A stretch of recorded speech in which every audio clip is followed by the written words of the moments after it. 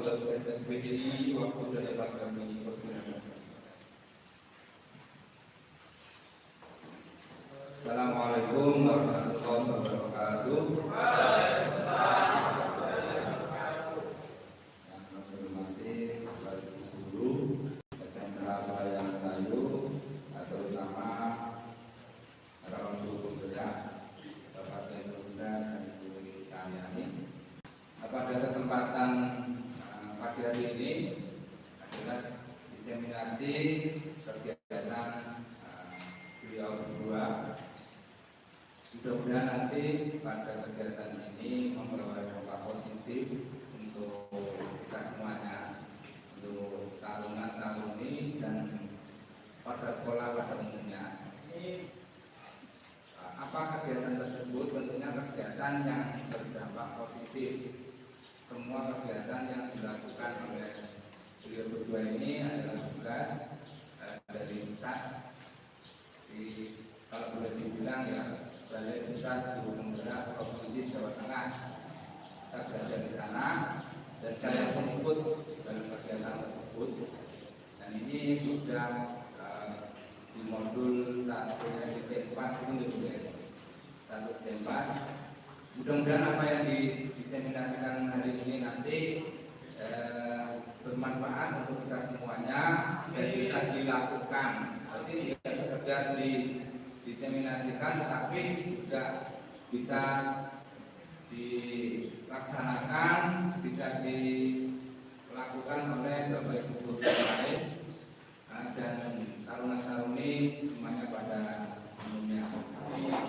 Bapak Ibu taruna-taruni yang saya cintai dan saya sayangi, pada kesempatan ini pula kami sebagai pimpinan di SMK Pelayanan Kayu mengucapkan banyak terima kasih atas dedikasi Bapak Ibu guru, terutama yang sudah mendaftar sebagai calon guru penggerak untuk andil dalam mengembangkan kurikulum di Indonesia.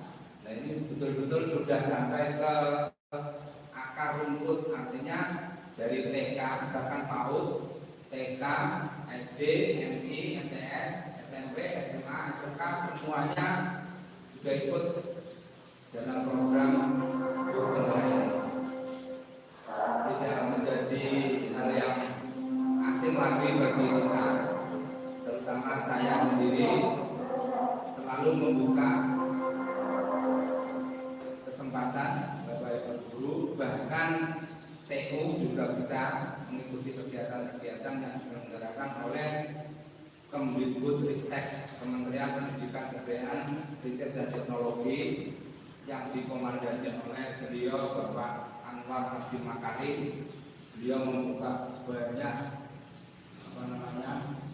terobosan-terobosan baru, termasuk ini guru penggerak ini tidak hanya dilakukan oleh sekolah-sekolah favorit, tapi sekolah di pedesaan pun menjadi sasarannya. Dan banyak dari Bapak Ibu guru yang berani mengikuti seleksi calon guru penggerak. Dan di Jawa Tengah alhamdulillah selalu yang terbanyak untuk mengikuti kegiatan ini. Nah, terima kasih Mas Indra untuk kegiatan ini menjadi pelopor, menjadi yang pertama menjadi guru penggerak di sini. Kalau saya berangkatnya dari pengajar praktik dan sekarang menjadi fasilitator dan CDP rekognisi. Jadi nanti kita sama-sama memiliki sertifikat guru penggerak dan selalu membawa dampak manfaat yang luar biasa bagi Bapak Ibu guru, terutama dan dampak yang signifikan di lingkungan sekolah kita. Jadi nanti kurang lebihnya pembelajarannya bisa berubah dari yang klasikal, mungkin yang item gebrot berjas dan seterusnya, itu akan bergeser sedikit ke pembelajaran yang berdiferensiasi. Itu mudah-mudahan nanti bisa dilaksanakan, termasuk juga yang ada sertifikat, eksekusi dan seterusnya. Mungkin itu yang bisa saya sampaikan. Mudah-mudahan acara berjalan dengan lancar dan nanti akan berdirian pematerinya dari Mas Ida dan Ibu Karyani. sekian. Assalamualaikum warahmatullahi wabarakatuh. Terima kasih yang diucapkan kepada Bapak Dosen sendiri sambutannya. Baik, langsung saja ke materi. Namun sebelum materi mulai, kita ada SPQ dulu. Siap? Oke, baik. Mungkin saya bisa sambil sendiri ya. Oke, saya cek semangatnya dulu. Ketika saya katakan semangat pagi, maka jawabnya semangat. Semangat pagi, tangannya diangkat seperti ini ya. Kemudian pagi seperti biasanya. Tapi jangan tinggi-tinggi, kasihan yang sebelahnya. Oke. Semangat pagi. Pagi. Baru 20% nih, terus sarapan balik ya. Baru 20%. Tingkatkan lagi ke 50% sampai 100%. Saya ulangi lagi. Semangat pagi. Sekali lagi. Semangat pagi. Terima kasih, semangatnya sudah, sekarang konsentrasinya. Kadang badannya di sini, tapi pikirannya kemana-mana, gitu kan? Oke, kita cek konsentrasi dulu ya. Oke, coba tangannya diangkat semuanya. Digoyang-goyangkan seperti ini. Digoyang-goyangkan, coba pegang kepalanya, kemudian pegang hidungnya, pegang mulutnya, kemudian pegang dagunya. Nah, dagu di mana? Oke, tepuk tangan. Biasa, langsung saja ke materi yang akan kita sampaikan untuk pagi hari ini tentang diseminasi tentang budaya positif di modul 1.4 di CDP atau di LMS calon guru penggerak. Mungkin saya yakin sudah pernah mendengar apa itu budaya dan apa itu positif, gitu kan? Budaya positif itu terbentuk dari dua kata, yaitu budaya dan positif. Saya yakin semuanya pasti pernah mendengar kata budaya, kan begitu ya? Kira-kira kalau terbesit di pikiran kita, ketika ada yang mengatakan budaya itu apa sih? Kira-kira apa? Ada yang mungkin mau menjawab? Budaya itu apa kira-kira? Mungkin Pak Salim. Budaya itu apa Pak Salim? Iya, kira-kira. Oke, hasil budaya pemikiran manusia, luar biasa. Tepuk tangan.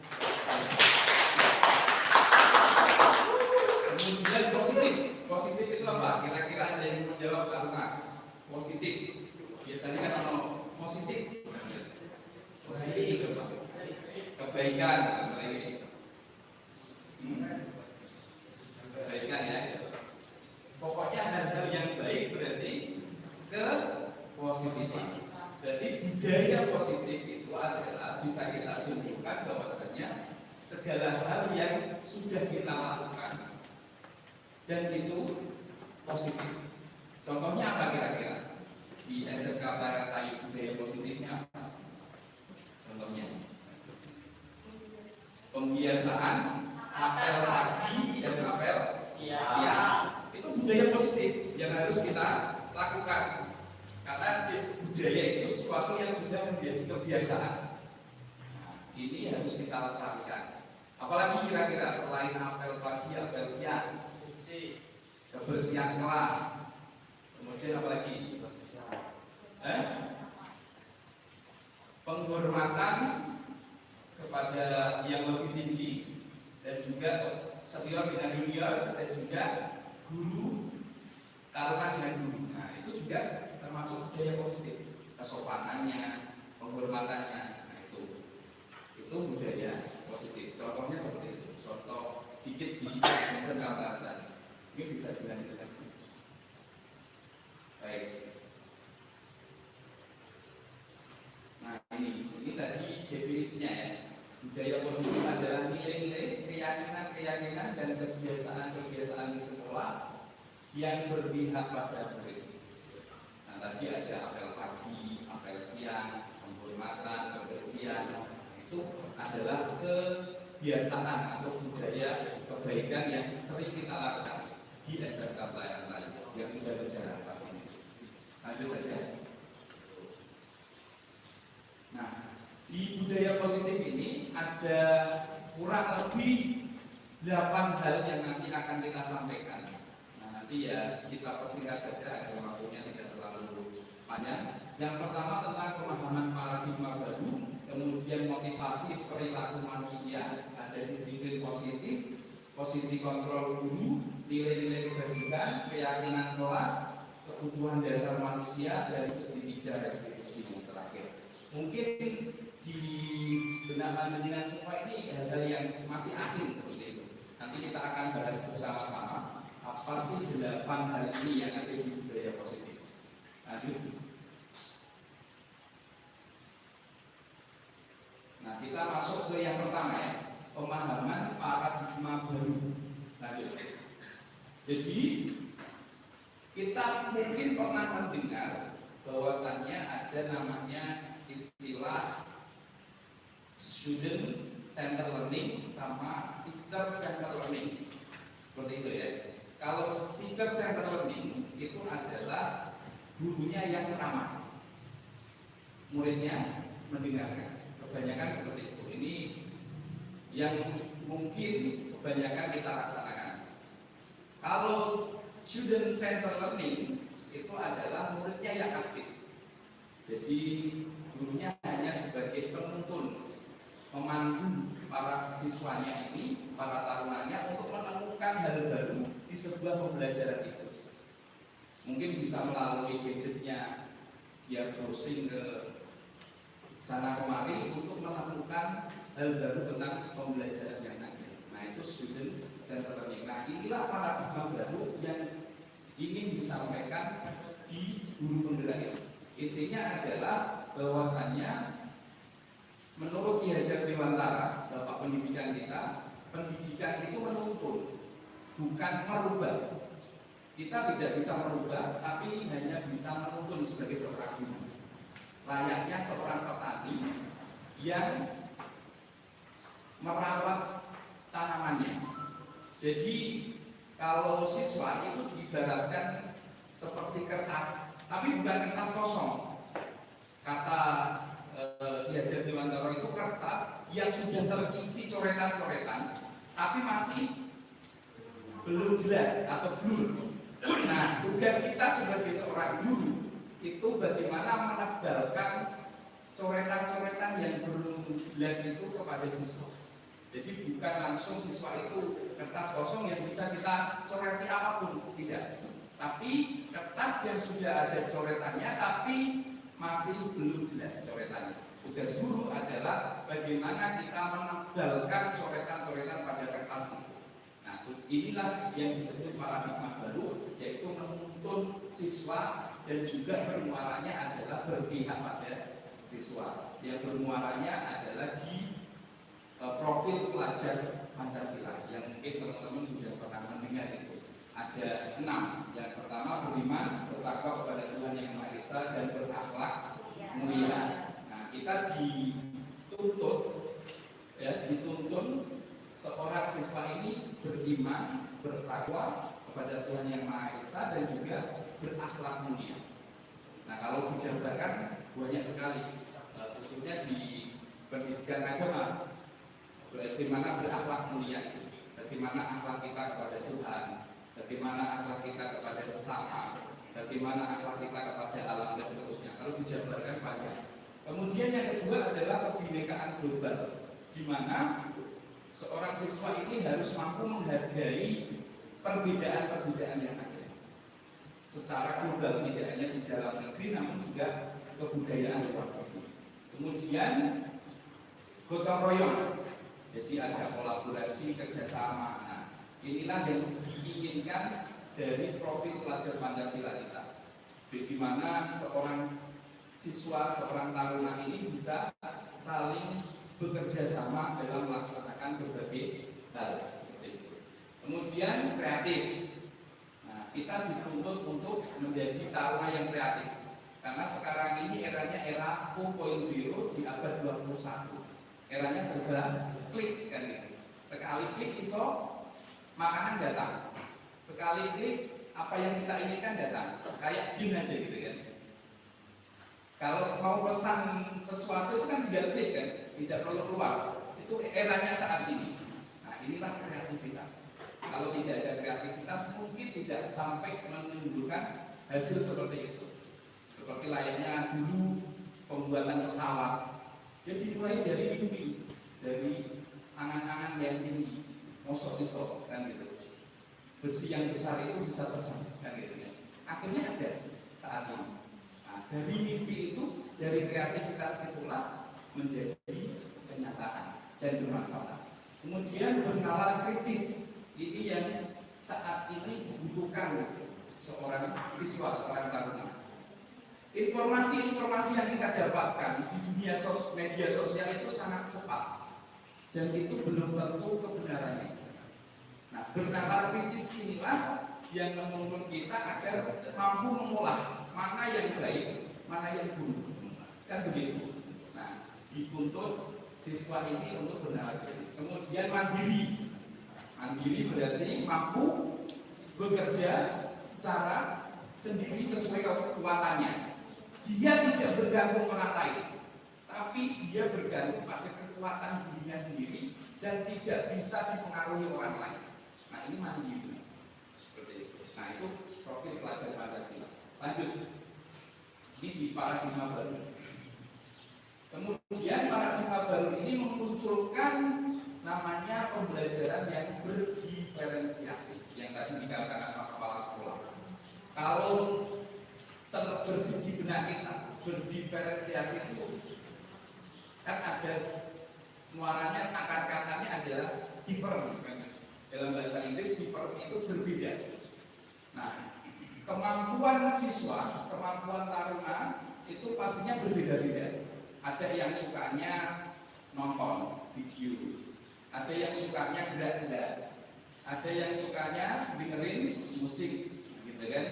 Nah, jadi ada berbeda-beda kemampuan manusia. Ada visual tadi yang nonton. Kalau saya menjelaskan tanpa adanya slide seperti ini, mungkin dia tidak tidak mengena di hatinya karena visual. Tak suruh bayangke gajah gitu kan. Kalau orang visual itu kurang mengena.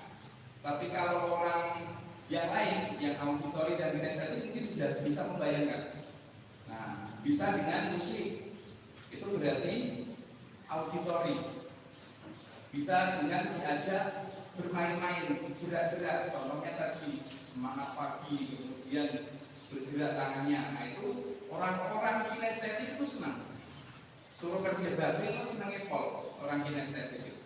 Jadi jangan hanya di tempat, jangan hanya duduk manis di kursinya. Nah, itu orang kinestetik. Nah, inilah paradigma baru yang diajarkan di Merdeka Belajar ini. Mungkin lanjut yang ke selanjutnya. Nah, yang kedua, motivasi perilaku manusia.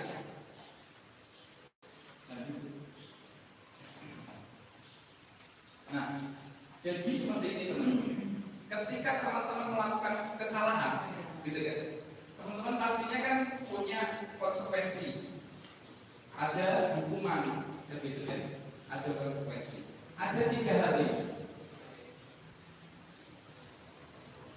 Jadi manusia ini, motivasi seseorang ini melakukan sesuatu ada 3 hal. Yang pertama, untuk menghindari ketidaknyamanan atau hukuman. Yang kedua, untuk mendapatkan imbalan atau penghargaan dari orang lain.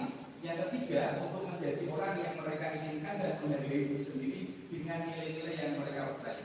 Intinya seperti ini.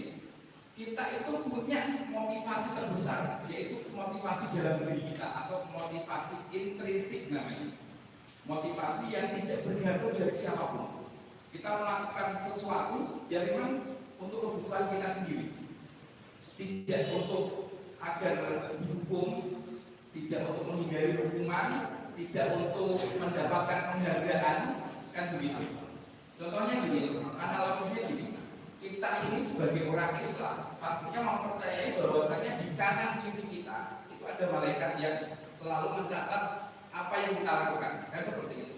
Nah, motivasi kita, motivasi terdalam, intrinsik itu intinya adalah kita melakukan segala sesuatu itu tanpa melihat penghargaan dari orang lain, tanpa melihat nanti dihukum atau enggak, tidak seperti itu. Tapi kita jalan itu karena kemauan kita sendiri. Itu namanya motivasi intrinsik dalam diri manusia. Nah, ini yang harus kita wujudkan dalam budaya positif. Ketika kita sudah punya motivasi intrinsik, maka tanpa disuruh orang itu akan menjalankan, karena dia punya motivasi dirinya sendiri. Kan begitu ya? Kamu tidak usah tak suruh nyapu, tapi kalau kamu sudah punya motivasi, kamu sudah sadar, maka akan nyapu sendiri tanpa disuruh. Nah, ini kan sebagai kewajiban kita. Nah, seperti itu. Ayatnya tadi kita diawasi dua malaikat. Kan gitu. Nah, itu yang dapat saya sampaikan. Mungkin disambung dulu kita untuk menyampaikan selanjutnya. Bacanya bukan silakan.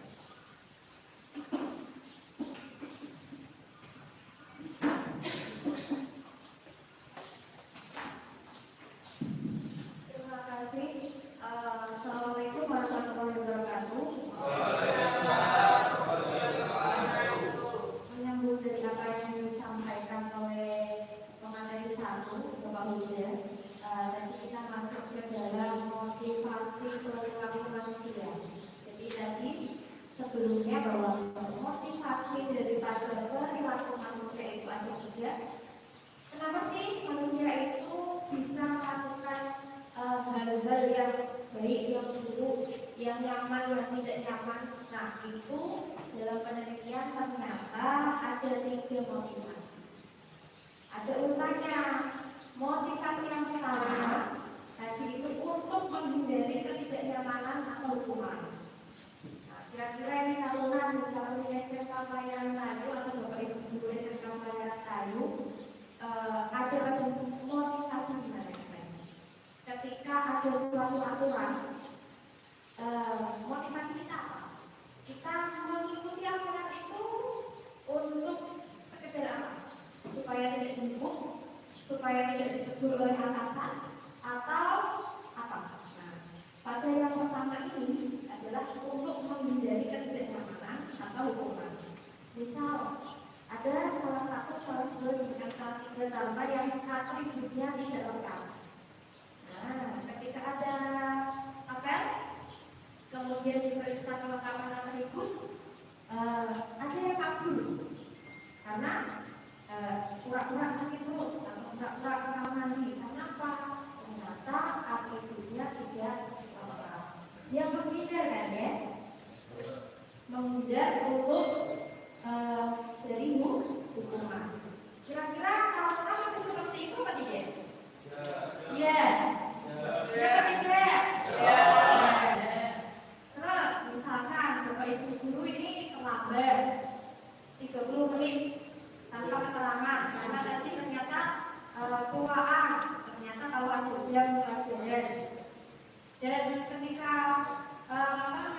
mau masuk ke kelas tinggi-tinggi oleh kanan, kiri, atau kepala sekolah ya, nanti saya ditegur.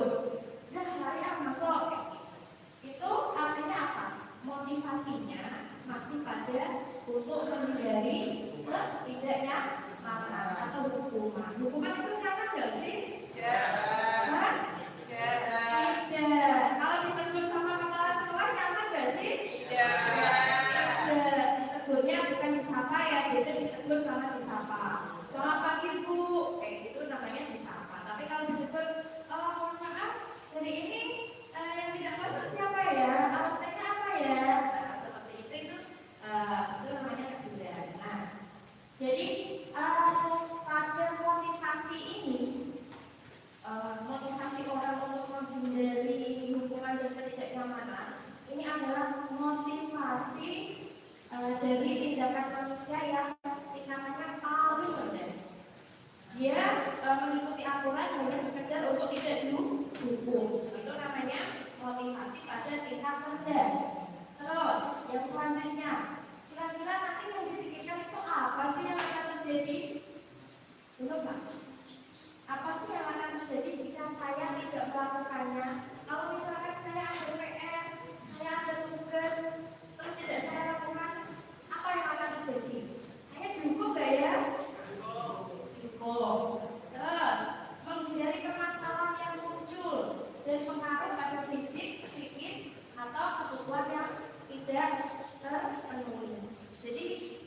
motivasi karena itu pada tingkat terendah biasanya kita di motivasinya untuk menghindari hubungan. Terus ini bersifat eksternal. Kenapa bersifat eksternal? Karena munculnya motivasi itu bukan dari diri sendiri, dari orang lain yang berusaha untuk mendisiplinkan. Lanjut Pak. Ini pada tingkat kedua. Jadi motivasi pada tingkat kedua itu adalah untuk mendapat imbalan atau penghargaan dari orang lain. Nah, ini motivasi yang paling unik. Misalkan saya berangkat pagi, nanti saya dapat ujian nggak ya? Nanti saya dapat hadiah nggak ya? Nah, ini adalah motivasi seperti itu. Konteksnya dengan misalkan kita disiplin untuk berangkat sekolah, berangkat pagi. Nah, tujuannya apa? Manusia melakukan ini atau kita melakukan ini itu untuk mendapatkan imbalan, penghargaan atau ujian. Apa yang akan saya dapat jika saya melakukan ini? Konteksnya imbalan, hadiah kah, ribet kah, atau nanti saya disayang oleh atasan saya. Itu ada pada tingkat kedua motivasi manusia untuk mendapatkan penghargaan atau ujian. Nah, mengapa ini? Ada pertanyaan, mengapa ujian orang lain ini penting bagi kualitas? Karena kan saat ini orang itu pengen eksis. Kalian kalau misalkan jadi konten di TikTok itu kan pengen eksis kan, pengen diakui. Nah, itu salah satunya adalah pengen diakui. Dan selanjutnya ini juga masih bersifat eksternal karena motivasinya itu tidak muncul dari diri sendiri, tapi dari masih berkaitan dengan orang lain. Ini adalah yang selanjutnya yaitu motivasi kedua untuk menjadi orang yang diinginkan, mereka inginkan dan menghargai diri sendiri dengan nilai-nilai yang mereka percaya. Jadi melakukan sesuatu itu karena nilai, karena memang kesadaran di diri. Kalau misalkan memang sudah terbiasa bangun pagi, berangkat pagi, kan tidak mungkin nanti saya mau berangkat sekolahnya tunggu jam 7 biar saya terlambat. Kan tidak seperti itu. Tapi karena memang naturalisme dibuat berangkat sekolah adalah jam 7 pagi, masuknya, jadi sebelum jam 7 harus sudah berangkat. Kenapa?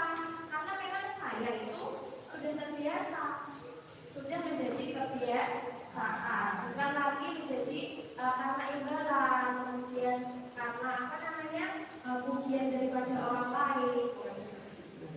Terus kira-kira orang yang mempunyai prinsip seperti ini itu punya pertanyaan dalam dirinya seperti ini, akan menjadi seperti apa jika saya melakukannya? Saya itu akan menjadi seperti apa sih kalau misalkan saya itu disiplin, saya itu patuh, saya taat pada aturan.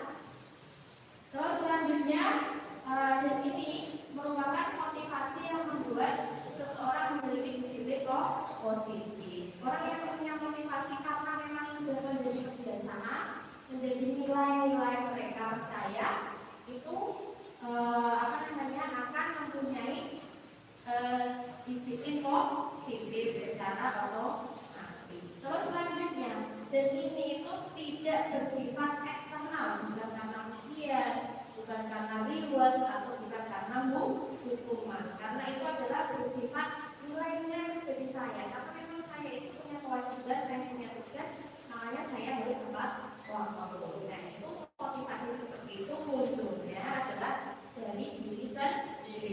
Ini adalah tingkat motivasi tertinggi, sudah muncul menjadi sikap yang dimiliki oleh orang tersebut. Lanjut Pak. Nah, ini masuk ke dalam teori kontrol.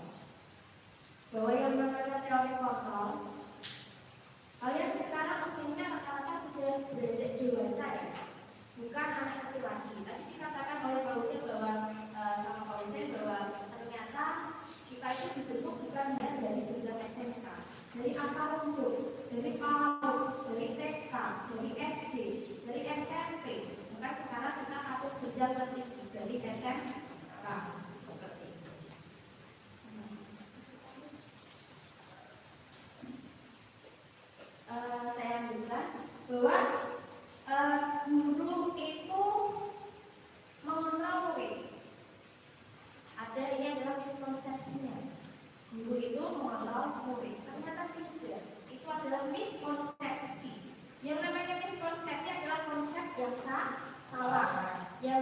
yang tidak benar. Kenapa? Karena kenyataannya guru itu adalah menjadi fasilitator, memfasilitasi murid semua.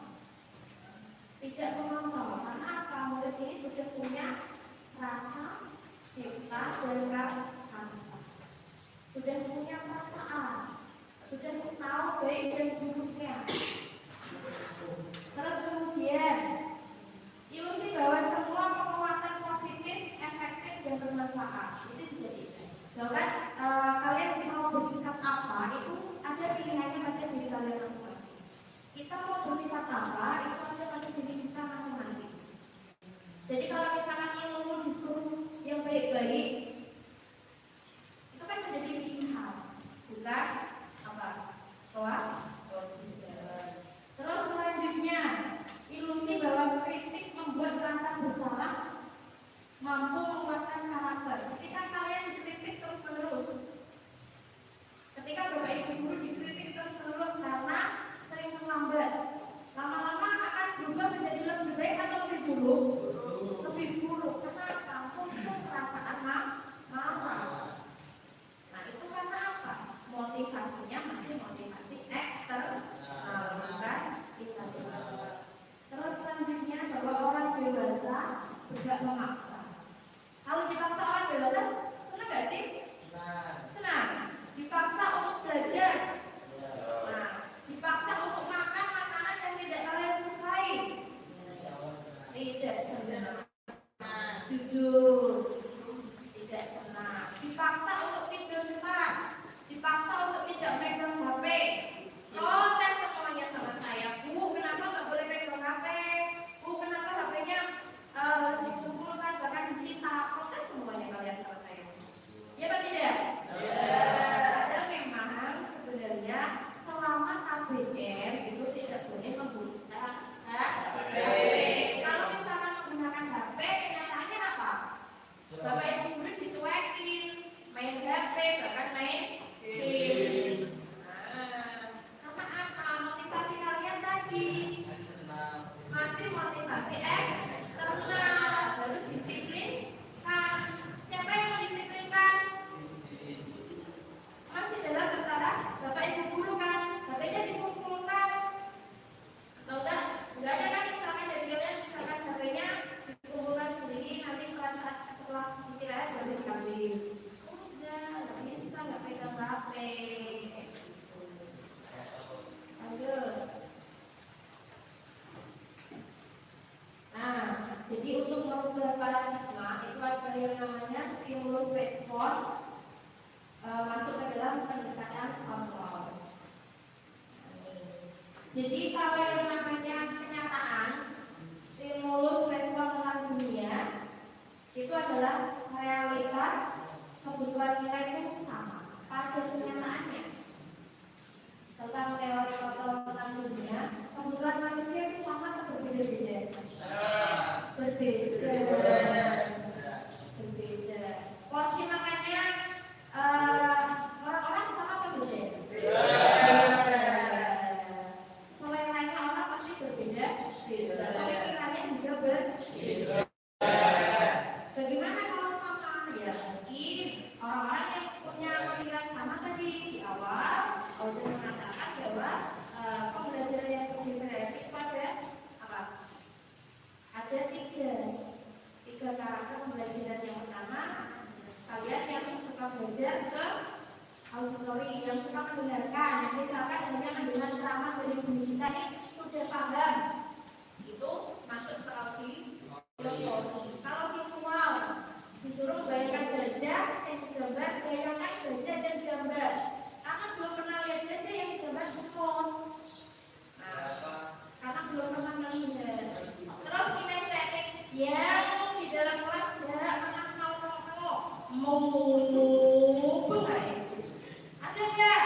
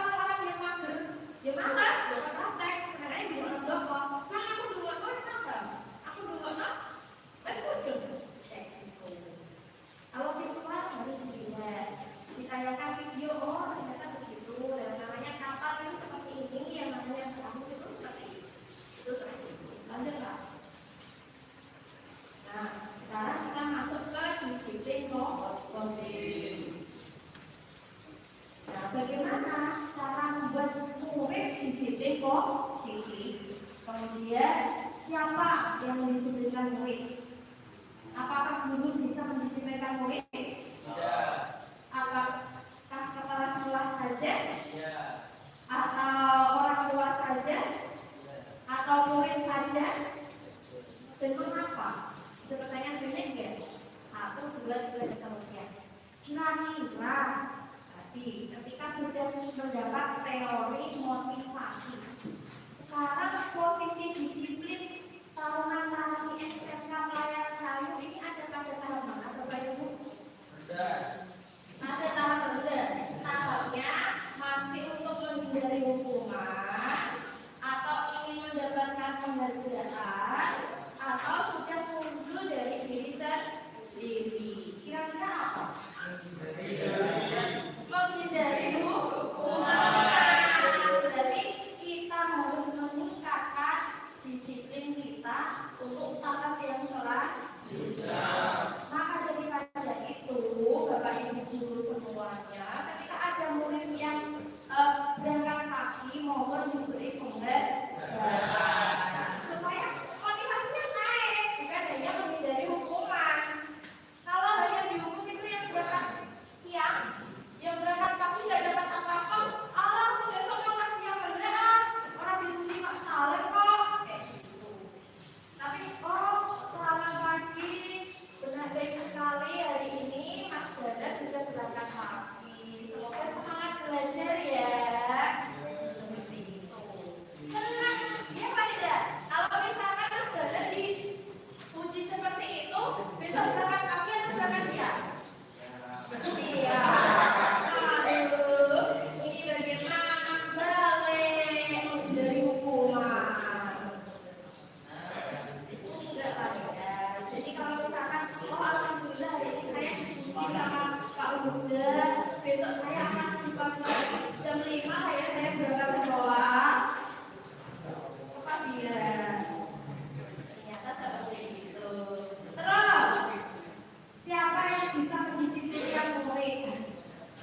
Kalau misalkan setiap hari dioyak, yang Bapak Ibu guru tahunan atributnya lengkap, tahunan harus berangkat pagi. Seperti itu, bosan nggak? Lama 1 hari, 2 hari, 3 hari, kalian akan berangkat pagi. Kalian akan disiplin. Tetapi selanjutnya, bosan. Karena apa? Kembali lagi, itu tidak muncul dari diri sendiri. Motivasinya bersifat masih eksternal. Nah, diomeli, karena diocehi, karena hukuman. Aku nanti pusing kalau misalkan dengan Bapak Ibu guru setiap hari ribut harus berangkat pagi. Sekarang supaya saya mendapat penghargaan, nanti ada hari ini juga dalam 1 bulan tahunan yang selalu berangkat pagi akan dapat hadiah. Pasti berangkat pagi semua. Hadiahnya apa? Sepeda. HP, iPhone, gitu. Pasti nanti akan berangkat pagi semua. Tapi itu bertahan lama enggak? Enggak. Ketika sudah dapat hadiah, kembali lagi? Apa motivasinya masih bersifat eksternal.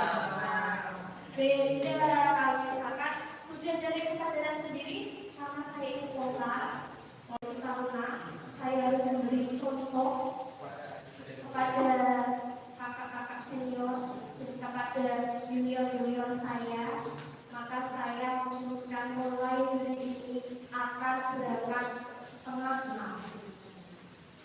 Setiap pagi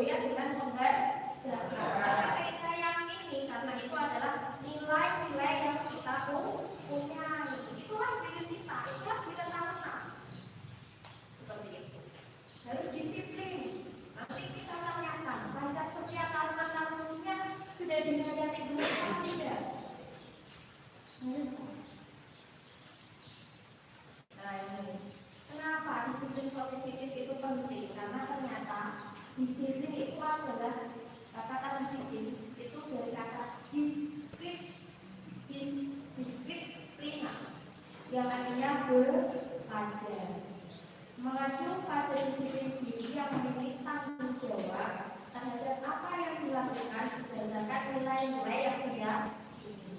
Nah, disiplin positif ini adalah salah satu cara penerapan disiplin yang bertujuan untuk menumbuhkan kesadaran serta memberdayakan peserta didik tanpa imbalan, ancaman atau hukuman. Susah gak ya disiplin itu? Susah. Karena kita harus nggak takut hukuman. Kita harus nggak ingin keberdayakan, tapi itu muncul dari diri kita sendiri. Makanya susah. Tapi endingnya pasti akan menjadi nilai-nilai yang baik untuk kita di masa yang akan datang. Nah, sebagai pendidik, tujuan kita, kenapa kita ingin sekali anak-anak didik kita ikut disiplin, itu adalah menciptakan peserta didik yang memiliki disiplin diri, sehingga mereka mengacu kepada nilai-nilai kebajikan universal dan memiliki motivasi intrinsik dalam pengembangan perilaku Allah yang lebih baik. Kalau misalkan sudah muncul motivasi intrinsik atau motivasi yang bersifat internal, maka disiplin positif ini akan merubah sikap peserta didik kita untuk menjadi hal yang lebih baik.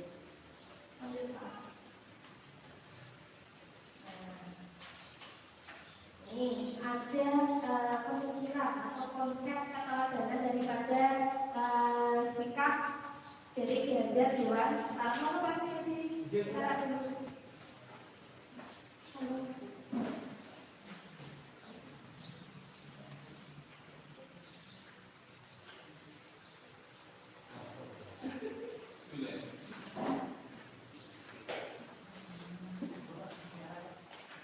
selamat datang, Pak Sudi, bisa kita lakukan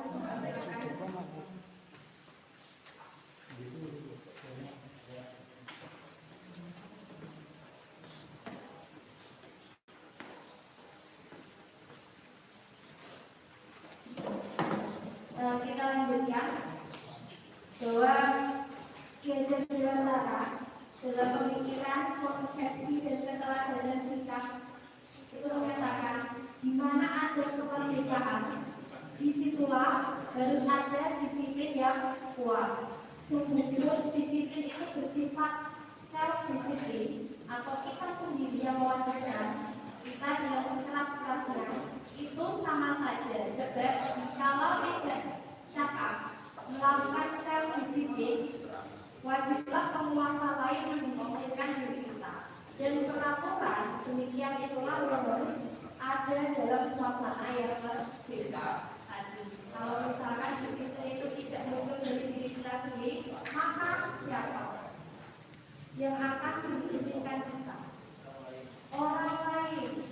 Dalam tahap ini Bapak Ibu guru harus bisa mendisiplinkan anak dan tamunya. Pimpinan harus bisa mendisiplinkan muridnya, anak buahnya seperti itu. Kenapa? Karena disiplinnya tidak muncul dari pribadi masing-masing, jadi disiplinkan. Lanjut.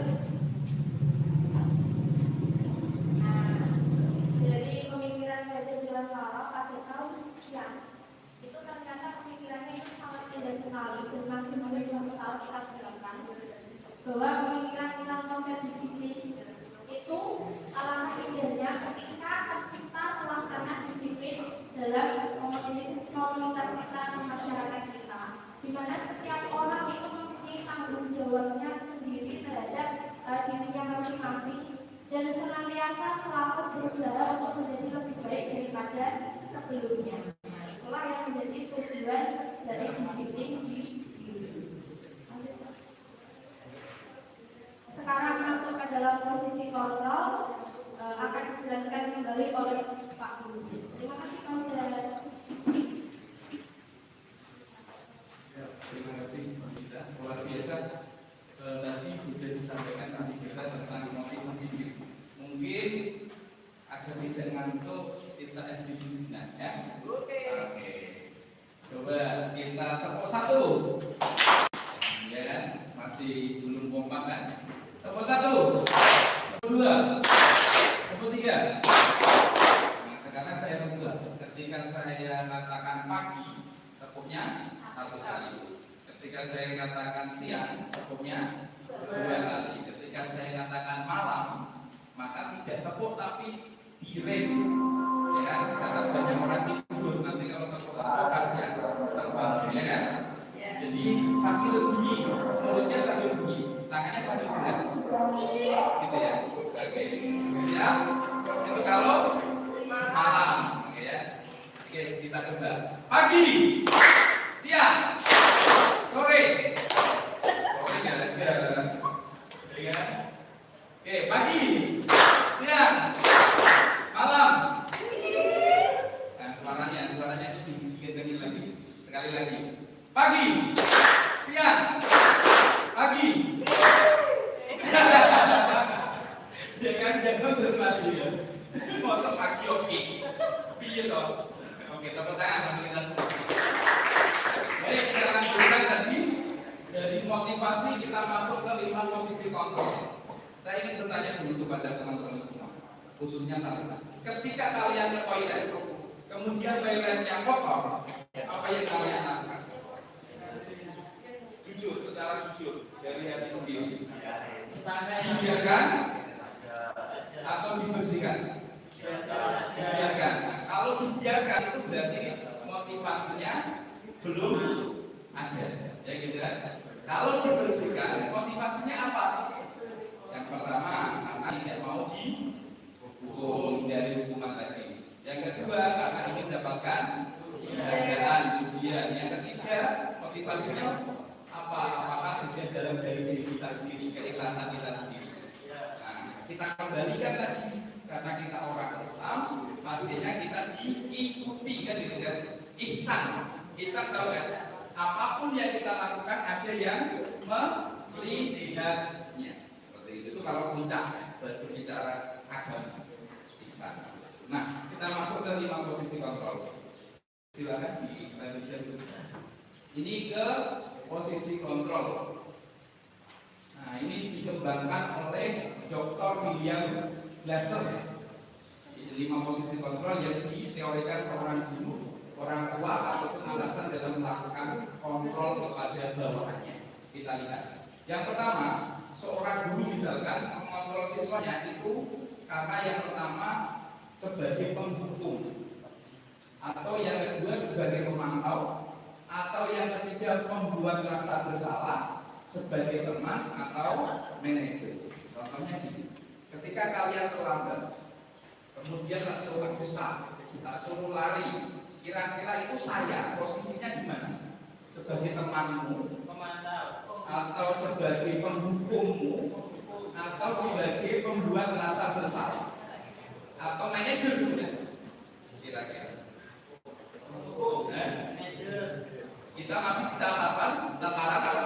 Penghukum dan di tataran pembuat rasa bersalah. Kenapa kamu tidak berangkat pagi? Apa alasanmu? Dengan bahasa-bahasa dan intonasi yang tinggi. Nah, itu kontrol kita. Lanjut. Kita akan bahas satu persatu bedanya. Nah, penghukum itu kalimatnya gini.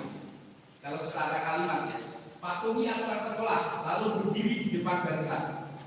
Kamu telat, maka pagi hari ini kamu harus hormat bendera selama sekian jam, gitu misalkan. Nah, ini posisinya adalah sebagai penghukum. Kemudian kalau pemantau, kamu sudah melanggar apa peraturan dan konsekuensinya. Ini pemantau. Kita sudah punya konsekuensi berupa apa? Buku apa? Buku saku taruna kan? Nah, konsekuensinya apa ketika kalian melanggar aturan itu? Nah, itu sebagai pemantau. Kemudian kalau sebagai teman, kita seolah-olah berbicara dengan teman kita. Ayo lah semangat. Ayo jangan berangkat pagi lagi. Bantu saya. Nanti saya dimarahin kepala sekolah kalau kamu tidak berangkat pagi, karena ini tanggung jawab saya. Nah, itu sebagai teman. Kemudian ada sebagai pembuat rasa bersalah. Nah, ini mengorek-orek kesalahannya. Kamu sudah berapa kali dalam satu minggu ini telat? 5 kali, Pak. Nah, itu berarti sebagai pembuat rasa bersalah. Kemudian ditambah kalimat lagi, saya kecewa dengan kamu. Saya sangat tidak suka dengan kamu karena kamu sering terlambat. Nah, ini sebagai seorang pembuat rasa bersalah. Kemudian kalau manajer ini dikontrol dengan sebaik mungkin sampai tataran nanti ada yang terakhir. Jadi digali dulu permasalahannya. Apakah kamu tahu kesalahanmu? Padahal kan sudah tahu kan kalau telat. Nah, didialogkan, ditanyakan. Kira-kira bagaimana kamu akan memperbaiki kesalahan ini? Nah, itu di posisi manajer. Nah, inilah 5 posisi kontrol seorang pimpinan untuk bawahannya. Lanjut. Yang selanjutnya adalah nilai-nilai kebajikan. Lanjut. Nah, dari kontrol diri tadi agar dapat mencapai suatu tujuan mulia. Tujuan mulia di sini mengacu pada nilai-nilai atau prinsip-prinsip mulia yang dianut seseorang. Kita namakan nilai-nilai tersebut adalah nilai-nilai kebajikan yang universal.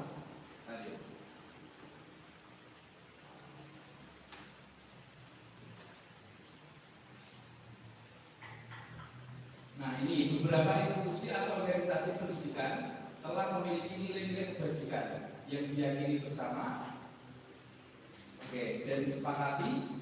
Nah, lalu bagaimana dengan SMK pelayaran tadi? Pastinya sudah ada nilai-nilai kebajikan yang sudah kita sepakati bersama. Kira-kira apa?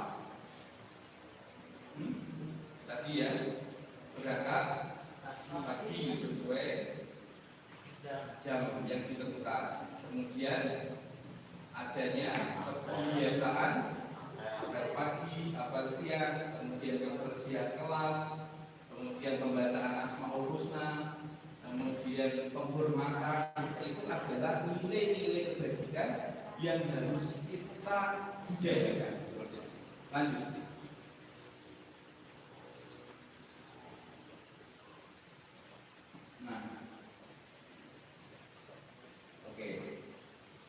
Nilai-nilai kebajikan, contohnya ini ya, ada profil pelajar Pancasila tadi, ada 6 tadi, itu termasuk nilai kebajikan. Kemudian kalau dalam kehidupan itu adalah lurus hati, bertindak yang efektif, tidak merendahkan orang lain, dan memberikan yang terbaik bagi diri sendiri. Itu kalau dalam kehidupan. Kalau di SMK sendiri apa ya tadi?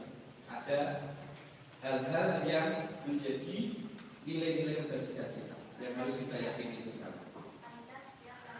Yaitu terkumpul dari buku 1 terkumpul di Pancasila Tarunata sebagai kesetiaan kita kepada SMK Pelayaran. Yang pertama apa?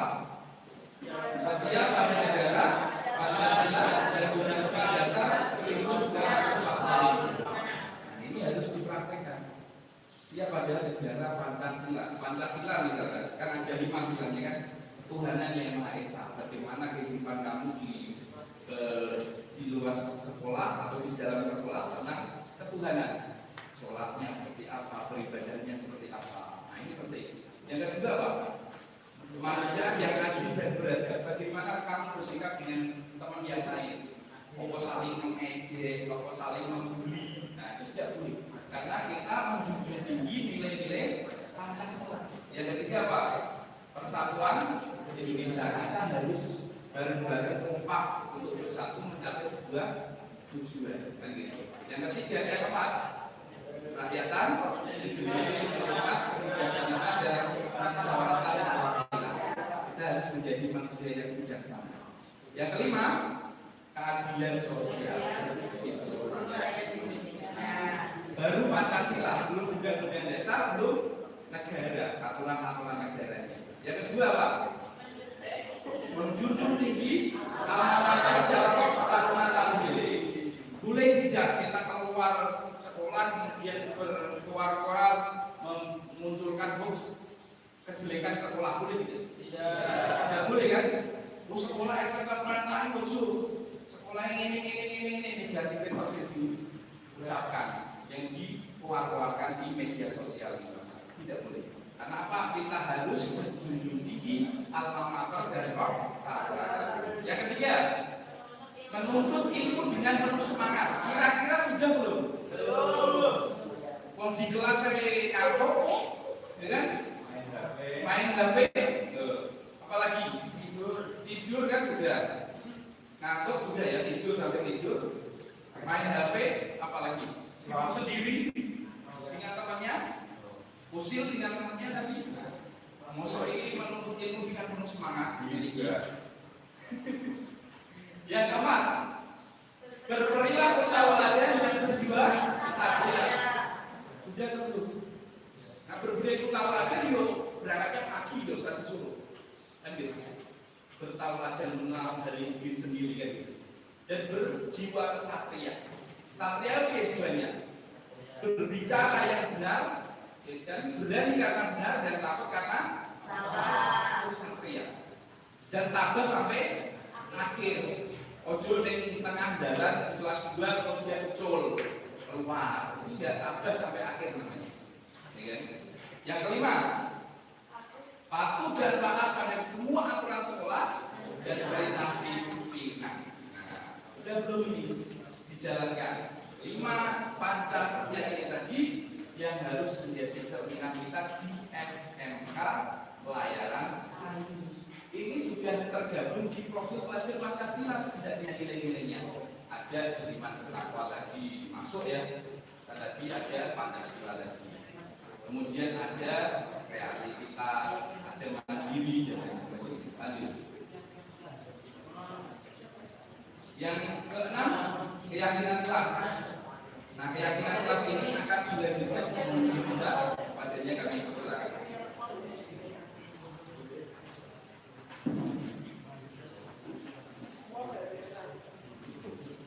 Kita lanjutkan. Jadi pada materi selanjutnya yaitu keyakinan kelas. Kemarin kita singgung bersama bahwa yang namanya keyakinan, kepercayaan itu bukan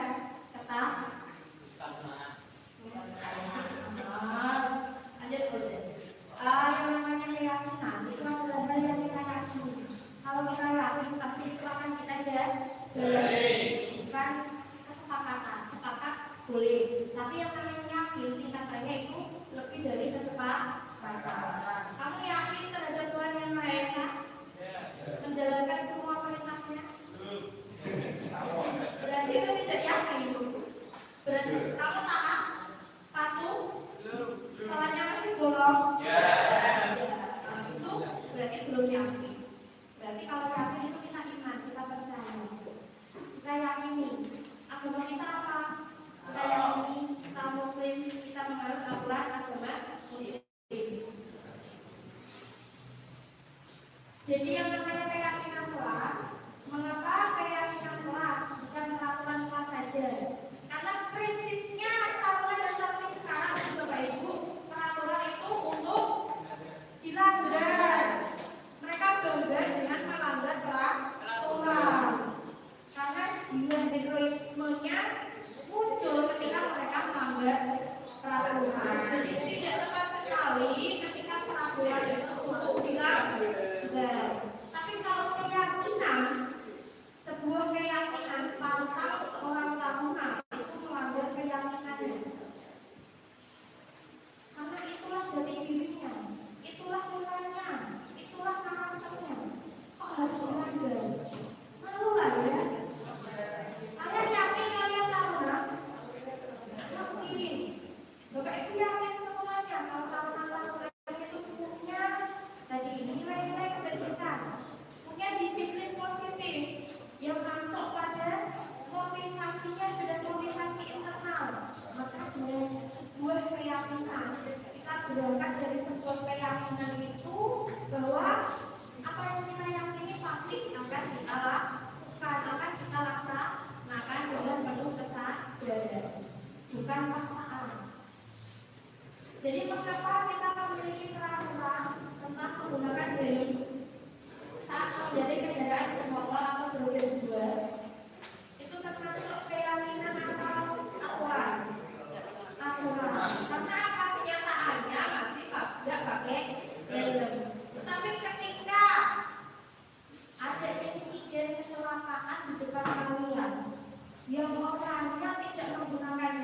Besok-besok kalian pakai helm nggak?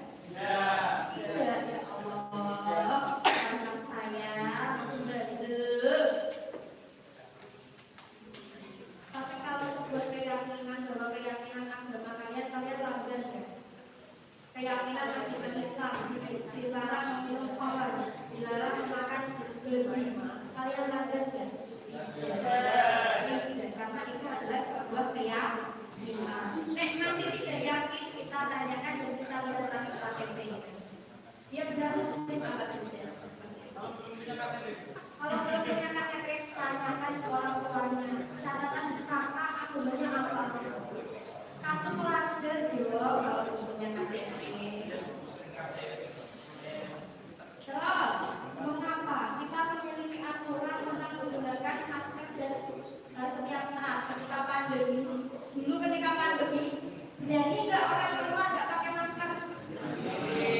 Berani serius? Sangat takut apa? Kalau melanggar keyakinan seperti itu atau peraturan seperti itu, maka imbasnya ke diri mereka masing-masing. Kenapa? Akhirnya kalau kena COVID apa? Meninggal. Jadi kenapa harus keyakinan? Tadi kita jelaskan bahwa keyakinan kelas merupakan sesuatu yang dapat diterapkan di kelas, dibuat oleh murid dan diyakini dapat dilakukan oleh murid di kelas tersebut, bukan dari bapak ibu guru. Ada keyakinan kelas sudah dibuat oleh bapak ibu? Iya. Tapi bapak ibu guru itu harus memfasilitasi untuk membuat keyakinan bukan dari siswa atau murid, tapi bukan dari bapak ibu guru, tetapi dari murid-murid sendiri yang diyakini. Keyakinan kelas yang pertama contohnya apa? Keyakinan kelas yang pertama kompak. Kalian nanti akan kompak ya ketika akan disuruh kompak. Pasti muridnya pasti akan kompak. Ketika bapak ibu guru menanyakan keyakinan kelas selanjutnya, keyakinan kelas apa yang akan disebutkan oleh tata kita? Yakin. Tidak menggunakan HP di kelas. Ketika keyakinan itu bapak ibu guru yang meminta, pasti masih 1, 2, 3 ada yang dicuri. Tetapi kalau itu menjadi keyakinan kelas bersama dan tumbuh dari para murid-murid kita, maka hal itu juga tidak akan dirambah oleh mereka, karena itu yang memilih mereka. Dan dari buat sebuah keyakinan kelas itu biasanya menggunakan ciri-ciri kalimat positif, tidak boleh menggunakan itu. HP disimpan di ketangan, tidak boleh menggunakan HP itu belum kalimat positif. Kelas bersih setiap pergantian pelajaran. Jadi nanti setiap pergantian pelajaran pasti mereka akan membersihkan kelas. Atau misalkan mengerjakan tugas tepat waktu, ya tepat waktu. Karena apa? Itu sudah menjadi keyakinan yang dibuat oleh mereka. Kita hanya mendorong murid-murid kita untuk membuat keyakinan tugas dan memfasilitasi saja. Nah, bagaimana cara membuat keyakinan kelas? Jadi dalam tahap ini keyakinan kelas itu guru bersama siswa membuat keyakinan kelas. Yang pertama pastinya berdiskusi tentang perubahan. Apa sih dampak dari keyakinan kelas untuk yang kita buat? Tentunya kita ingin perubahan yang positif, kemajuan pembelajaran anak didik kita, peserta didik kita. Terus kemudian menyusun peraturan menjadi keyakinan kelas. Jadi dari aturan-aturan yang sudah ada itu disusun menjadi kalimat-kalimat positif yang nantinya menjadi keyakinan kelas. Dan yang selanjutnya menempelkan keyakinan kelas itu di dinding atau misalkan di papan tempel untuk bisa dibaca, diamanati, dihayati dan dilaksanakan oleh murid-murid. Nah, ini misalkan tentang tadi perbedaan kesepakatan dan keyakinan kelas. Jadi salah satu contohnya kesepakatan kelas adalah datang tepat waktu mengucapkan salam. Ini menggunakan nanti akan datang tepat waktu dan mengucapkan salam. Kemudian menjaga kebersihan sekolah. Berdoa sebelum kegiatan, sesudah kegiatan. Aktif dalam pembelajaran. Nah, itu. Terus kesepakatan apa? Kesepakatan yang dibuat guru dengan siswa atau dengan murid. Misalkan kami guru dan murid harus saling menyayangi. Kami guru dan murid harus saling menghargai. Kami murid yang semangat belajar. Dan selanjutnya kami murid yang peduli dengan teman-teman. Jadi rasa peduli, saling menghargai sesama teman itu sangat penting sekali. Supaya apa? Supaya keyakinan kelas kita itu nanti akan berjalan dengan baik.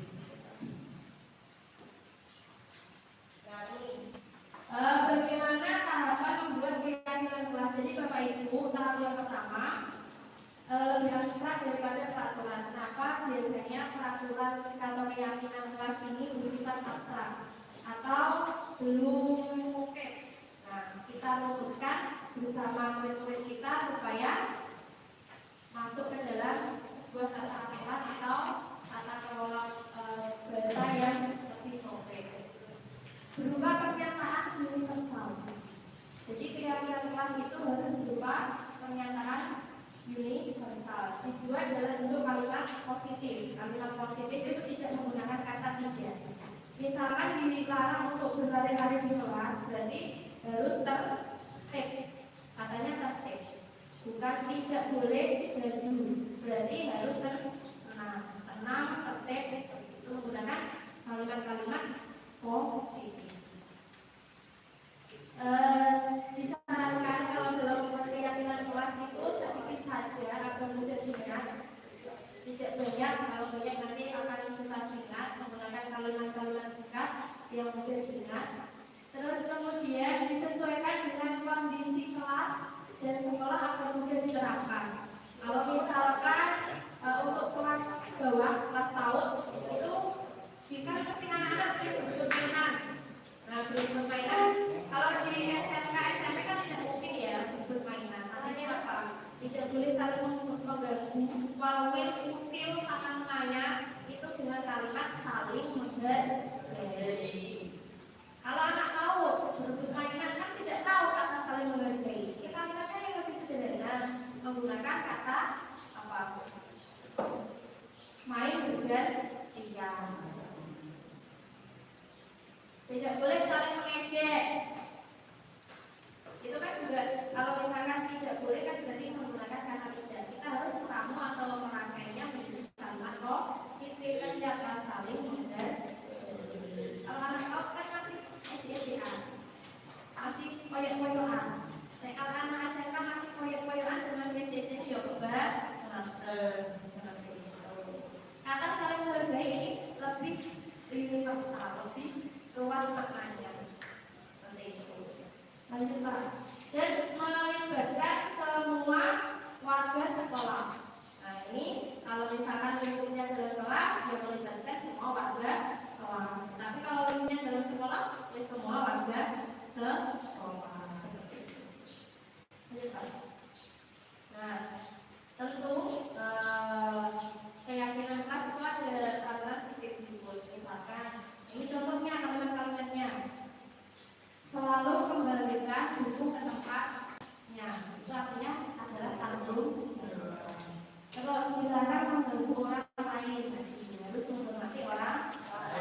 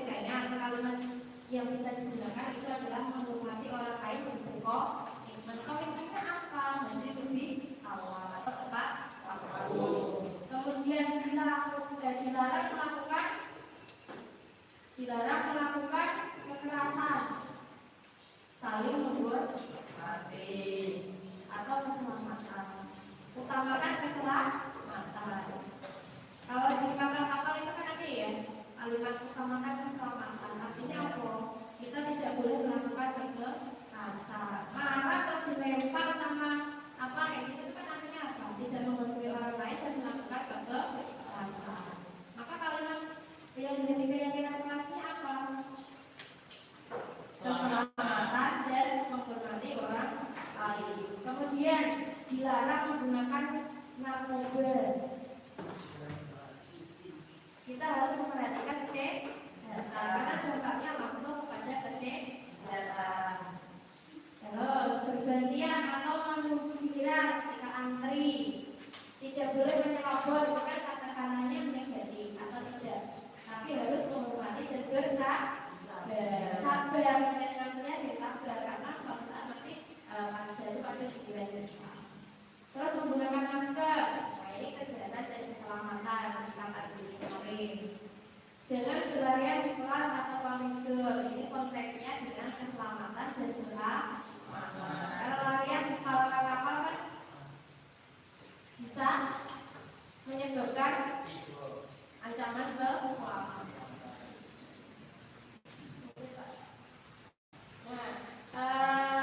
Materi selanjutnya yaitu kebutuhan dasar manusia dan dunia berkualitas.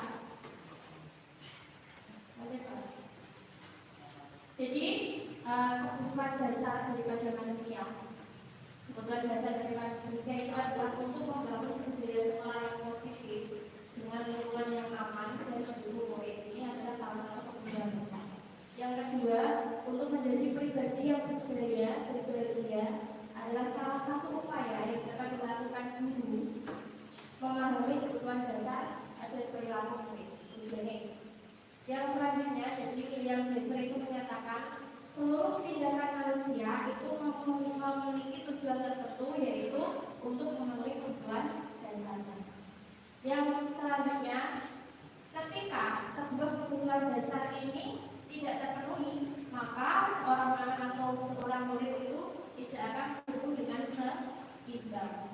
Dan yang selanjutnya, ketika kebutuhan dasar tidak terpenuhi dengan baik, maka anak itu akan mengalami emosi negatif, baik kecewa, bosan, sedih, atau melakukan tindakan yang bertentangan dengan kebajikan dan melanggar aturan. Apa sih kebutuhan dasar manusia ini? Jadi ternyata menurut William Glasser, kebutuhan dasar manusia itu ada 5. Yang pertama yang ada di bawah itu adalah bertahan di hidup. Setiap manusia itu pasti mempertahankan kehidupannya. Ya Pak Dede? Dengan cara apa? Makan sama satunya. Terus dengan cara apa? Ketika bertemu dengan musuh, pasti dengan sekuat tenaga. Musuhnya itu mengancam keselamatan jiwa dan raga kalian. Pasti akan menyelamatkan diri. Ketika sakit pasti berobat. Nah itu adalah kebutuhan dasar, yaitu bertahan hidup. Yang kedua, kasih sayang dan rasa diterima. Kasih sayang itu apa? Harus mendapat kasih sayang atau apa? Dan rasa diterima.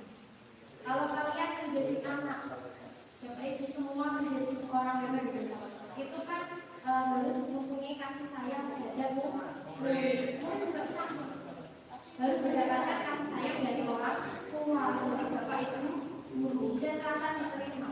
Bagaimanapun keadaan murid kita, itu mereka menginginkan diterima oleh Bapak Ibu guru dengan penuh rasa kasih sayang. Terus yang selanjutnya adalah kebebasan. Setiap orang itu pasti ingin bebas. Tahunan kita yang penuh dengan aturan disiplin itu juga ingin bebas. Bagaimana kebebasan itu? Kita harus memerdekakan mereka, memerdekakan murid kita dengan cara belajar merdeka. Atau dengan menggunakan tadi kurikulum merdeka, membebaskan murid kita dengan segala tata cara aturan, bukan lagi memaksa, tidak memberi PR yang banyak, tidak memberi tugas yang banyak, tapi harus dengan tanggung jawab. Terus kesenangan, ternyata dari tahap bawah sampai tahap atas, yang namanya murid itu mempunyai kesenangan, senang bermain. Kalau belajar sambil bermain lebih enak mana? Belajar terus dengan cara mengenal belajar, mengapalkan setoran, dengan belajar tapi ternyata kita itu bermain, relax. Ya bermain, ya belajar. Caranya apa? Ya sekarang menggunakan media-media yang mereka bisa gadget. Rata-rata anak-anak itu kan pintar sekali dengan membuat konten, membuat video. Ternyata ya video-video itu merupakan pembelajaran. Tapi kan dalam pandangan anak-anak atau dalam pandangan murid-murid kita itu adalah bermain. Bermain apa? Bermain handphone. Nanti misalkan pelajaran IPA membuat diorama hewan metamorfosis kupu-kupu. Kan mereka merangkai malam menjadi kepompong, menjadi ular, menjadi kupu-kupu. Itu kan mereka bermain. Tapi apa tanpa disadari nanti akan masuk ke dalam ingatan mereka bahwa siklus dari sebuah kupu-kupu adalah melalui yang namanya metamorfosis. Konsep IPA yang dari kecil sudah kita tanamkan, yang anak-anak pada tahu. Tapi kan kita tidak memberi penilaian, sebutkan proses metamorfosis pada kupu-kupu. Lupa. Tapi kalau anak-anak kita ajak merangkai, membuat diorama, membuat ulatnya dulu, telur-telur ulatnya netes, kemudian jadi kepompong, jadi kupu-kupu atau yang tadi kelompok auditoris sambil bernyanyi persahabatan bagi kepompong. Kan mereka nanti akan menyanyikan metamorfosis tadi. Ternyata seperti itu. Terus kemudian penguasaan. Jadi setiap manusia itu punya jiwa untuk menguasai lingkungannya, menguasai komunitasnya. Itu adalah kelima kebutuhan dasar daripada manusia. Anak juga seperti itu. Mereka ingin berkuasa di kelas. Mereka ingin berkuasa di salah satu mata pelajaran. Supaya nanti saya dapat motivasi atau dapat penghargaan dari bapak ibu guru karena saya suka pelajaran oleh bapak salah satu guru. Jadi ingin menguasai ini tidak bakal akui. Lanjut. Nah, sekarang masuk ke dalam hubungan konsekuensi dan restitusi akan dilanjut oleh Pak Bujang. Baik, terima kasih. Masih semangat? Semangat pagi!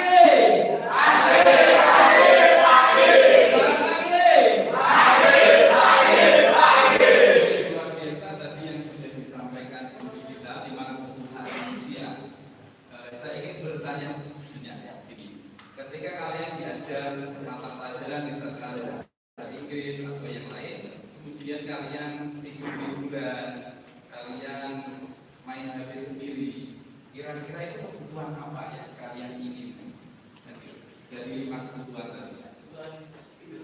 Kebebasan, gitu kan? Nah, maka perlu adanya tadi pembelajaran yang berdiversifikasi.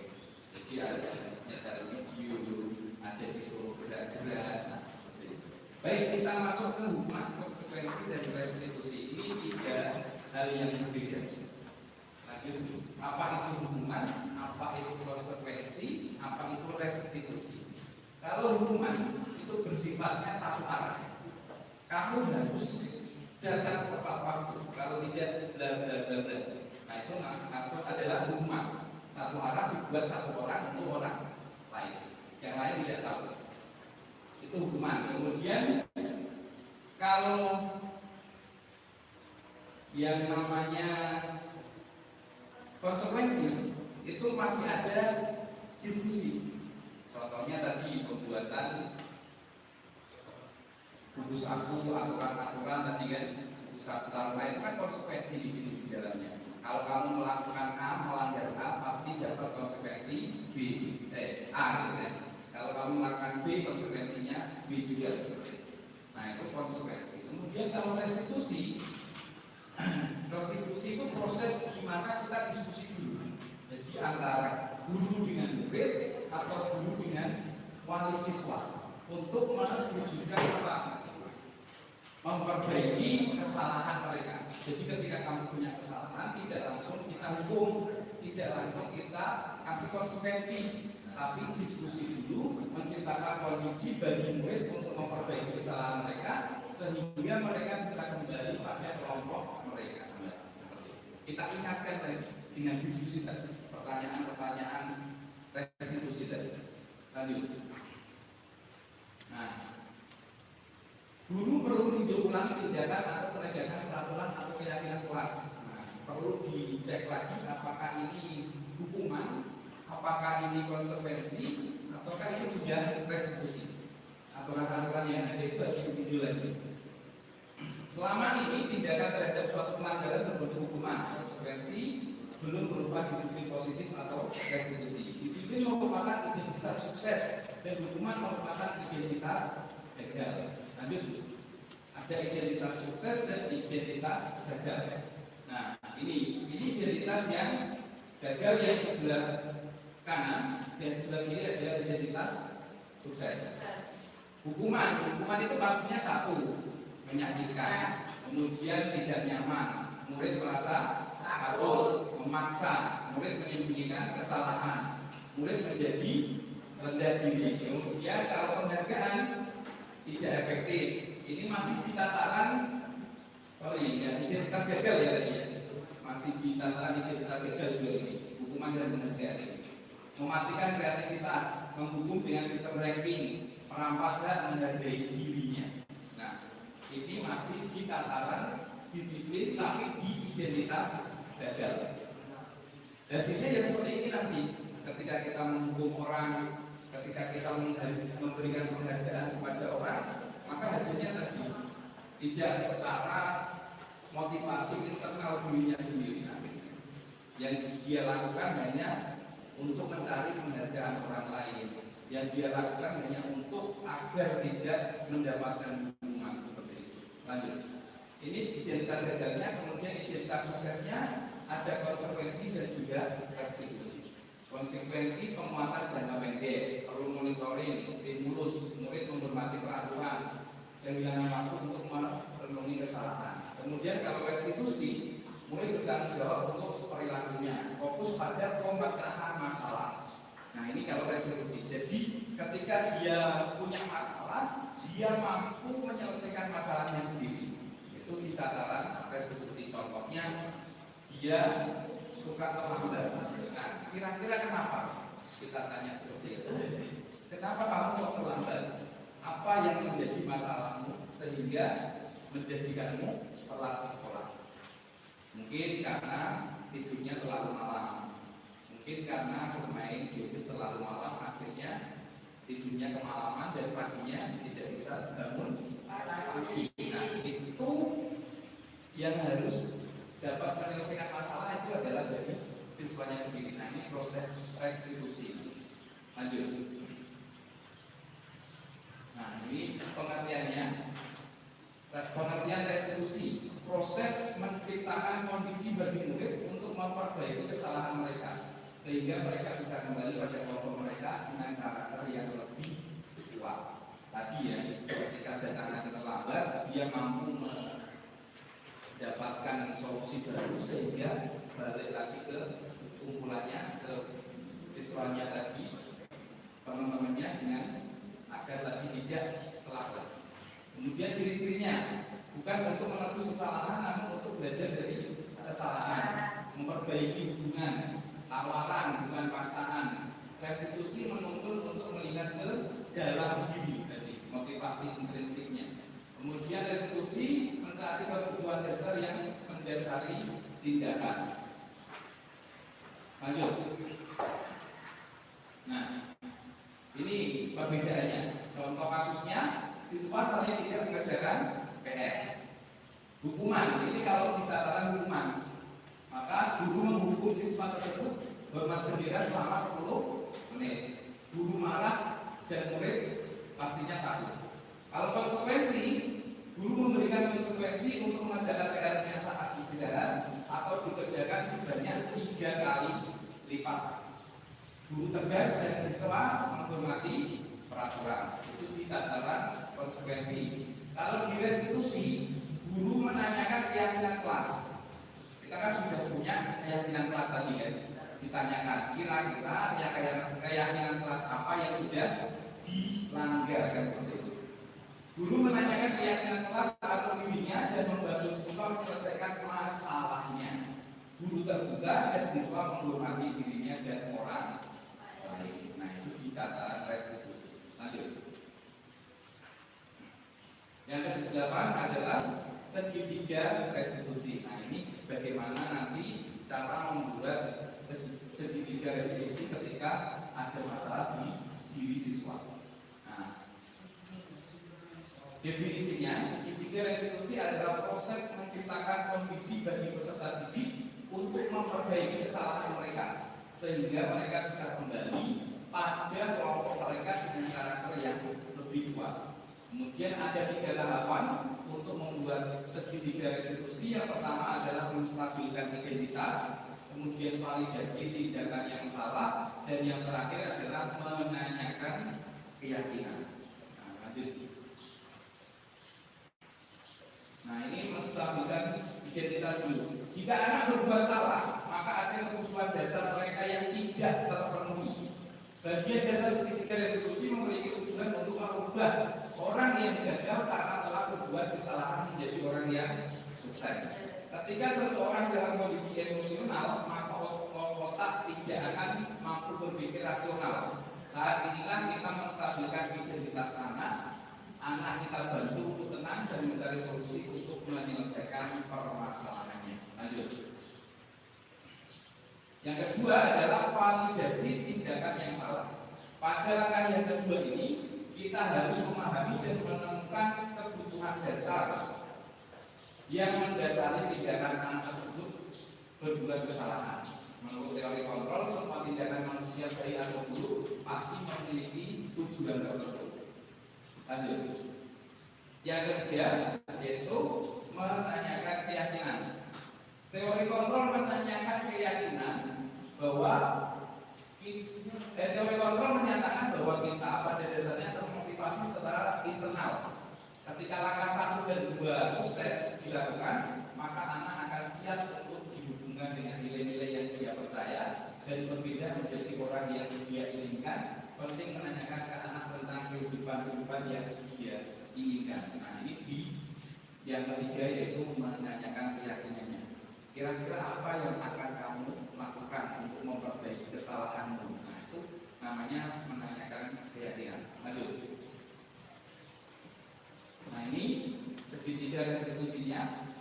Ketika ada masalah di diri siswa, maka yang pertama adalah kita menstabilkan identitasnya, yaitu kita semua akan melakukan hal baik yang bisa kita lakukan. Yang kedua, memvalidasi dan memvalidasi tindakan yang salah.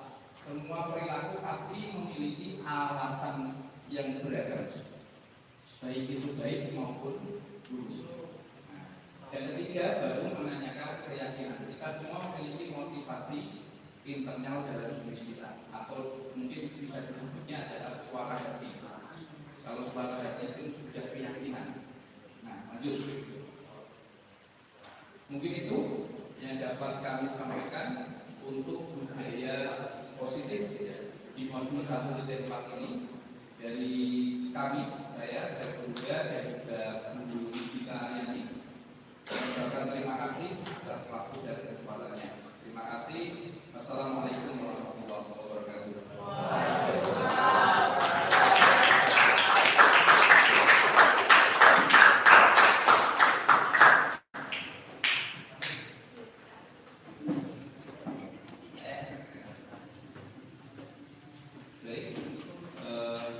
Yang selanjutnya setelah paparan materi tadi, maka kita akan melihat beberapa pengalaman dan pembelajaran tentang penerapan konsep dari budaya positif yang sudah kita laksanakan. Ada pemutaran video sedikit tentang proses di mana kita melakukan penerapan budaya positif. Ini bisa dilihat. Nah, ini adalah proses pembuatan keyakinan kelas.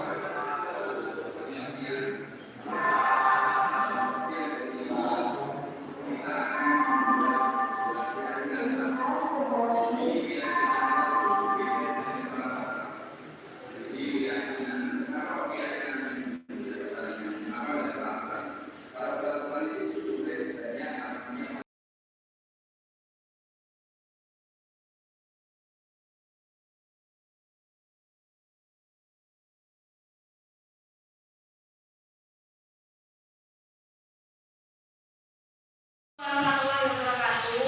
Waalaikumsalam warahmatullahi wabarakatuh. Nah, pada kesempatan ini kita akan membuat kesepakatan dan keyakinan kelas bersama, ya kan? Jadi tuliskan apa yang menjadi nilai-nilai kebajikan yang kalian inginkan dan ingin disepakati atau ingin diterapkan di sekolah kita. Nah, kebetulan kita itu punya panca setia taruna. Dari yang sudah saya berikan kertas sticky note atau kertas tempel warna hijau itu, silakan ditulis panca setia taruna tahun SMK Pelayaran 1, SMK Pelayaran Ayu. Yang pertama, siapa yang dapat tugas pertama? Bacakan sambil berdiri. Ya.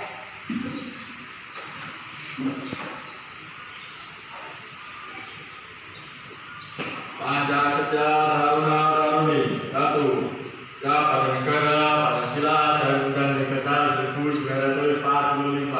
Benar, seperti itu Panca Setia Taruna Taruni SMK Pelayaran Ayu yang pertama.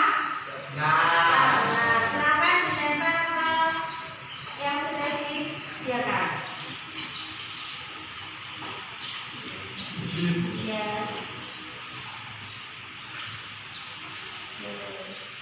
Sekarang terima kasih. Beri tepuk tangan untuk Mas selanjutnya yang kedua. Silakan.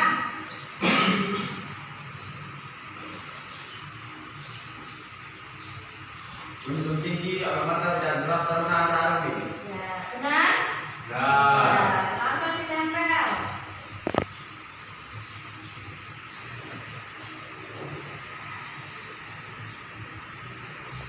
Yang kedua, silakan.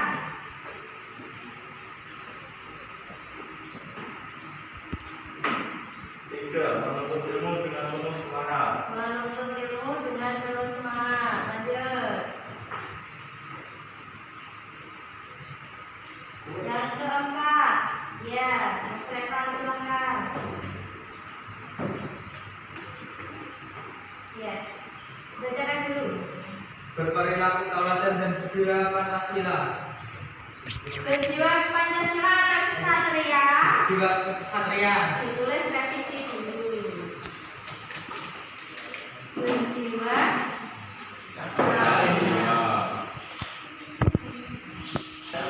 ya, ya silakan dibacakan. Empat dulu dong, kalian. Berperilaku tauladan dan berjiwa kesatria. Berperilaku tauladan dan berjiwa kesatria. Sudah tempel silakan.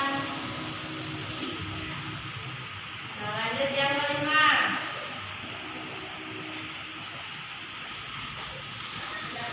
Patuh dan taat kepada semua aturan sekolah dan perintah pimpinan. Patuh dan taat pada semua aturan sekolah dan perintah pimpinan. Oke, terima kasih. Silakan ditempel.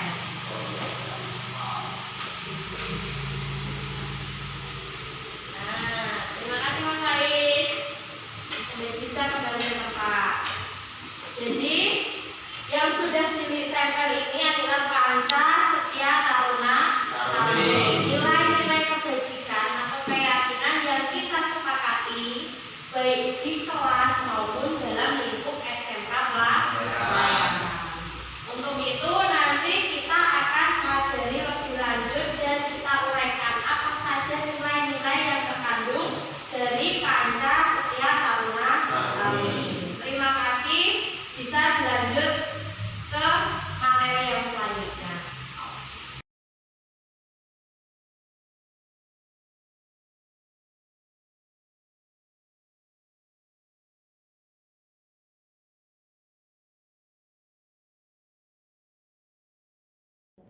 Ariel, tadi Ibu mendengar laporan dari guru piket, katanya kamu sering bolos sekolah. Iya, Bu.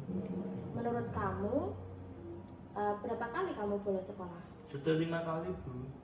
Menurut kamu, bolos sekolah itu kesalahan bukan? Iya, Bu. Ariel, yang namanya berbuat kesalahan itu manusiawi, tetapi setiap orang pasti pernah berbuat kesalahan. Yang terpenting, kita bisa belajar dari kesalahan tersebut dan berusaha memperbaikinya. Setuju? Setuju, Bu. Nah, Ariel, kita cari solusi bersama ya. Iya, Bu. Nah, Ariel sering bolos sekolah pasti punya alasannya. Kenapa kamu sering bolos sekolah? Karena saya sering bergadang, Bu, sambil main HP. Nah, kamu tahu keyakinan kelas yang sudah kita sepakati? Tahu, Bu. Kalau misal sering bolos sekolah seperti itu, termasuk melanggar keyakinan kelas kita, bukan? Iya, Bu. Menurut kamu, keyakinan kelas apa yang sudah kamu langgar? Disiplin, Bu. Nah, menurut kamu, disiplin itu penting apa tidak? Penting, Bu, supaya saya lebih rajin ke sekolah dan menghargai waktu. Betul, menghargai waktu itu penting dan akan sangat bermanfaat untuk kita di masa yang akan datang. Iya, Bu, saya menyesal sudah sering bolos dan saya mohon maaf, Bu. Iya, Ariel, sikap yang sangat baik sudah kamu tunjukkan dengan mengakui kesalahan dan meminta maaf. Menurut kamu, apa yang akan kamu lakukan agar kamu tidak bolos lagi? Saya akan tidur lebih cepat dan tidak bergadang lagi, Bu. Baik, Ariel, kamu sudah menemukan solusi dan ibu akan bekerja sama dengan orang tua kamu agar kamu tidak sering bolos sekolah lagi. Sekarang, silahkan kembali ke kelas. Terima kasih, Bu. Nama saya Muhammad Ariel Duyantono. Saya taruna kelas 10 Nautika. Terima kasih Bu Guru, saya senang diajak diskusi dengan Ibu Guru untuk menemukan solusi atas kesalahan yang telah saya lakukan. Saya tidak akan bergadang lagi sehingga menjadi saya bolos sekolah.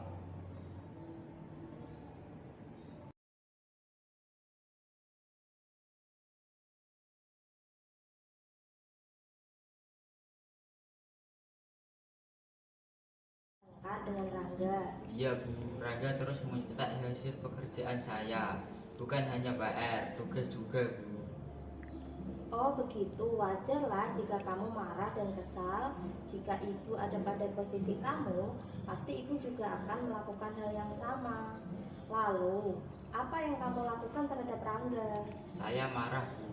Saya memaki-maki Rangga dan tanpa saya sadari menggebrak mejanya Bu. Oh begitu, pasti kamu punya alasan mengapa kamu sampai berbuat seperti itu. Iyalah Bu, saya kan sudah susah payah mengerjakan tugas. Masa Rangga hanya menyontek begitu saja, tidak mau mengerjakan sendiri. Wajarlah kamu merasa marah karena pekerjaan kamu dicontek begitu saja sama Rangga. Ibu menghargai tindakan kamu yang tidak berbuat lebih daripada itu, misalkan memukul. Sekarang kita pikirkan tindakan kamu sampai marah hingga menggebrak meja, apakah sesuai dengan keyakinan kelas kita? Tidak Bu. Menurut kamu, keyakinan kelas apa yang sudah kamu langgar? Saling menghormati antar teman Bu. Nah, menurut kamu, saling menghormati antar teman penting tidak untuk kamu? Iya Bu. Baik, kalau menurut kamu itu penting, jadi tindakan apa yang harus kamu lakukan pada saat kamu sedang marah? Harus lebih bersabar Bu. Kamu bersedia memperbaiki sikap kamu? Bersedia Bu. Apa yang akan kamu lakukan untuk memperbaiki sikap kamu? Saya harus lebih bersabar dan menahan emosi ketika saya sedang marah Bu. Dan saya akan melaporkan ke guru atau wali kelas kalau ada teman yang menyontek Bu. Ya, tepat sekali. Sekarang belajar yang lebih semangat lagi. Ingat keyakinan kelas yang sudah kita buat. Silahkan bisa kembali ke kelas. Iya. Nama saya Muhammad Faiz Maulana. Saya taruna kelas 10 Nautika. Terima kasih Ibu Guru. Saya senang diajak diskusi dengan Ibu Guru untuk dapat mengendalikan amarah. Karena perilaku teman sekelas saya harus lebih bersabar dan menghormati teman-teman.